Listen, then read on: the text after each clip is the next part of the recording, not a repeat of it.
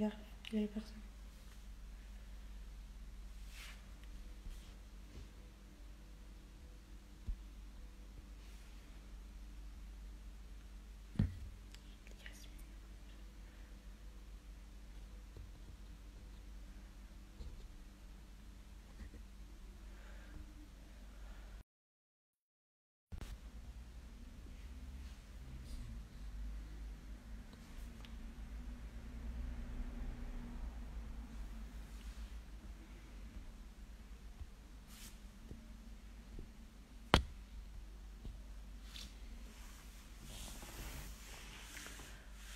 Bonsoir.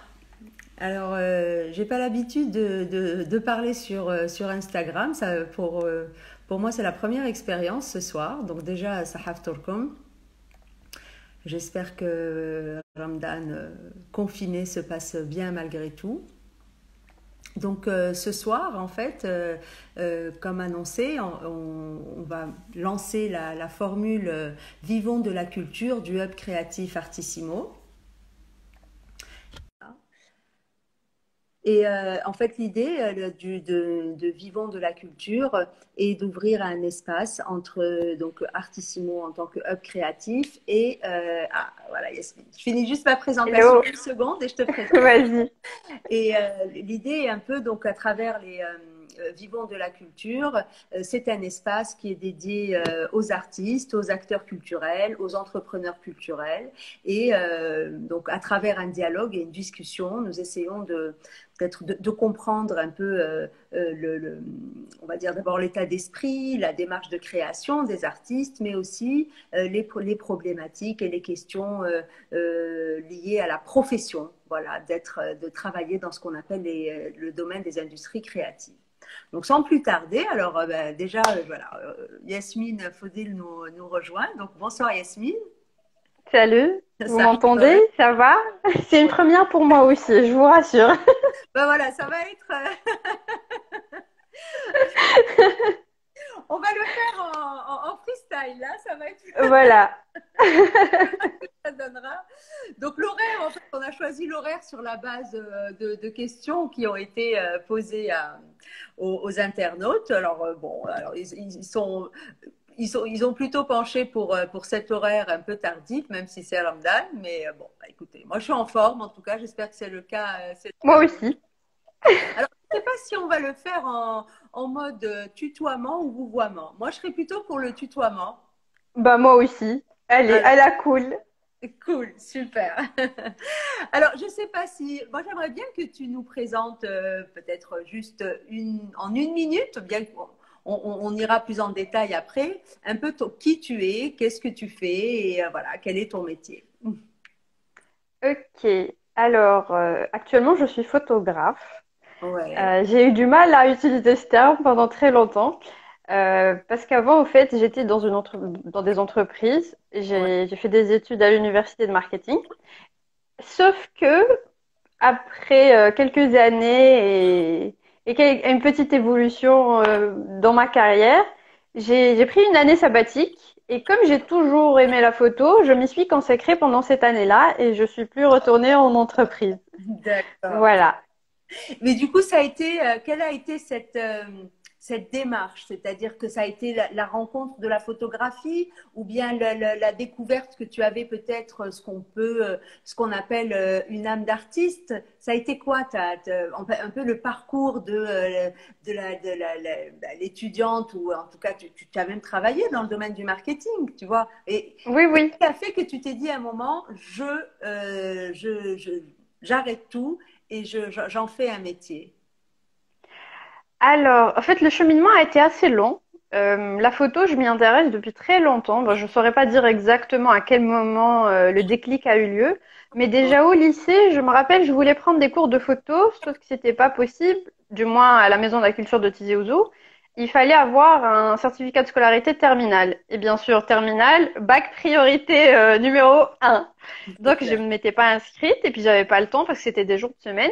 Quand je suis allée à la fac, j'ai pu m'y inscrire. J'avais fait des petits ateliers d'argentique, c'était super, mais ça avait juste nourri mon appétit au fait. Ouais. Donc, j'ai attendu de finir mes études. J'ai travaillé comme enseignante pour avoir du temps, justement, pour faire une formation dans une école pour avoir un diplôme de photographe. Sauf que quand j'ai eu mon diplôme, ben, je l'ai mis de côté. Je travaillais, je faisais de la photo comme ça en amateur. Mais à l'intérieur de moi-même, j'étais pas satisfaite. J'étais toujours frustrée. Je me disais, non, il manque quelque chose. Et je comprenais pas ce que c'était. En 2015, j'ai eu la chance de rencontrer Bruno Boudjelal, qui est un franco-algérien, Ok. photographe Ouais. franco-algérien, Ouais. avec qui j'ai discuté et qui m'a mené au fait à me poser les bonnes questions, à me remettre en question et surtout à ce que je puisse chercher qui j'étais moi en tant que photographe. Et c'est depuis ce moment-là, au fait, que je me suis dit, finalement, la photo, c'est un peu plus que ce que je croyais. Ouais. Ça a eu de plus en plus ça a pris plus de place dans ma vie. Et Ouais. puis, il y a eu des expos auxquels j'avais participé. J'avais eu de très bons retours qui m'ont même valu des invitations à l'étranger. Et là, je me suis dit, ah, finalement, ce que je fais, c'est pas nul. Ça, apparemment, il y a quelque chose.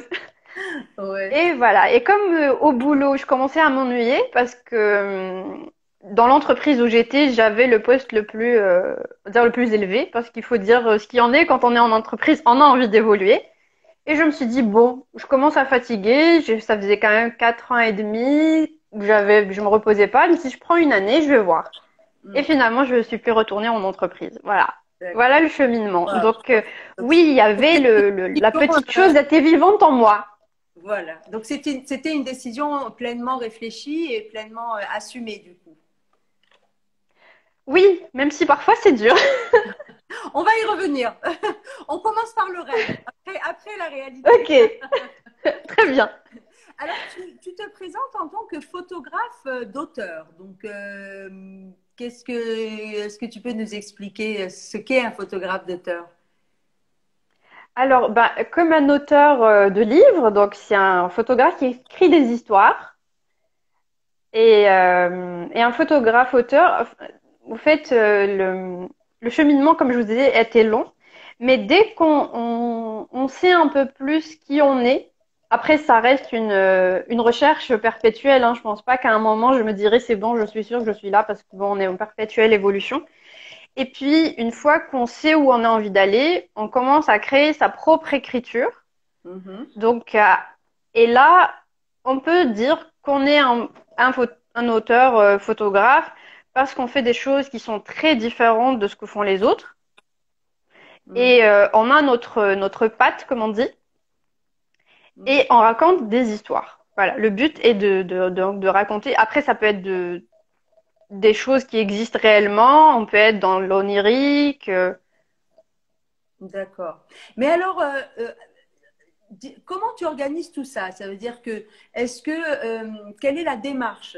Est-ce que, par exemple, en début d'année, tu te fixes l'objectif de travailler sur 2 ou 3 expositions? Est-ce que tu te dis, je vais choisir telle ou telle thématique? Comment se fait le choix des thèmes? Comment se fait le choix donc de ce sur quoi tu veux t'accentuer? Est-ce que tu te fixes des objectifs, on va dire, par an, ou bien ça vient spontanément au gré de ton inspiration, voilà, et au gré on va dire, des rencontres avec les personnes. Est-ce que tu peux nous expliquer Oui, oui, bah les là? deux démarches, au fait, Ouais, peuvent exister et cohabiter toutes les deux. Par exemple, pour le tout premier travail que j'avais fait, ouais, et on m'avait invité, en fait, c'était dans une université, ils voulaient avoir quelqu'un qui allait exposer de la photographie. Je dis oui, mais je vais pas m'amener avec des photos qui n'ont rien à voir avec le thème du symposium. Il faudrait que je fasse quelque chose qui a un rapport. Donc là, par exemple, je m'étais fixé un objectif et même un délai pour pouvoir terminer mon travail. Parce qu'il fallait l'exposer à tel moment, à tel endroit. mais là, Par contre, c'était une demande, on t'a sollicité, c'était pas oui, ta propre, ta- non, c'était pas. On m'avait invité pour exposer, mais comme je vous ai dit, ça c'était la période où j'ai compris un peu qui j'étais, et ouais, donc je voulais pas amener mes anciens travaux que je considérais comme étant complètement nuls. ouais. Et donc j'avais fait un travail spécialement pour la circonstance. Par contre, il y a des moments où, par exemple, j'ai fait un travail sur ma grand-mère défunte, la yarhamha. Ah, bien. Et ça, c'est parti d'un sentiment très profond, de quelque chose qui m'habitait. Au fait, j'y pensais tous les jours et à un moment, je me disais non, il faut que je fasse quelque chose, il faut que je fasse des photos, il faut que je fasse ce projet. Pas de deadline, instinct, je suivais mon intuition. J'ai travaillé et au fait, en travaillant, il faut faire des fois, il faut tester. On n'a pas toujours les bonnes photos, on n'a pas toujours la série complète en 15 jours ou en 2 mois. Donc, j'avais travaillé et retravaillé dessus où j'avais réussi à sortir. Mais...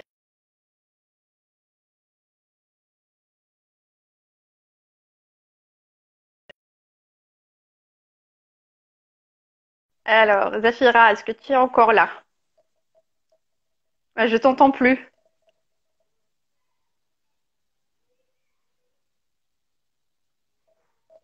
Alors, je sais pas les autres si ils entendent.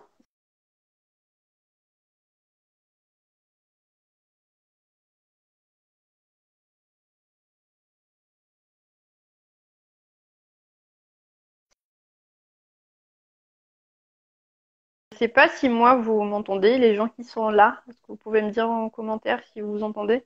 Non?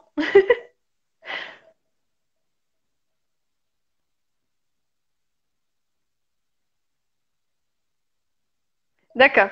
Ouais, j'ai lu sur tes lèvres. Tu raccroches et tu me rappelles. Très bien.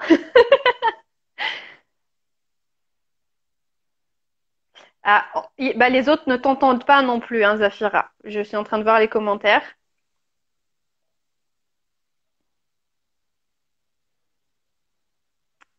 Bah sinon tu coupes le live et tu reviens. Peut-être que c'est ton micro qui est en off. Ok, ok, on reprend tout de suite. Très bien.